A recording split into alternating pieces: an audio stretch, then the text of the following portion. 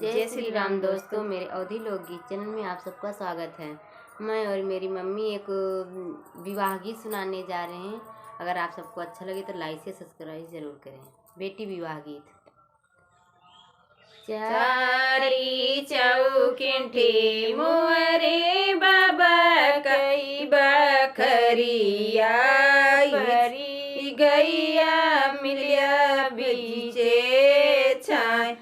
चारी चौकिंठी मोरे बाबा कई बखरिया परी गैया मिलिया बीचे छाय।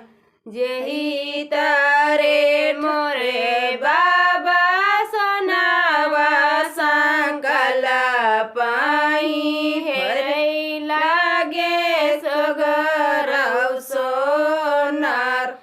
जही तारे मोरे बाबा सोनार संकला पाई हेरै लागे सोगरौ सोनार।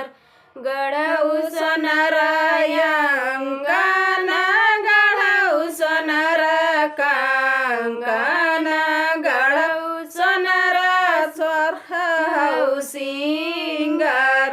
यतना पहिना बियटी चौके जाऊ बैठी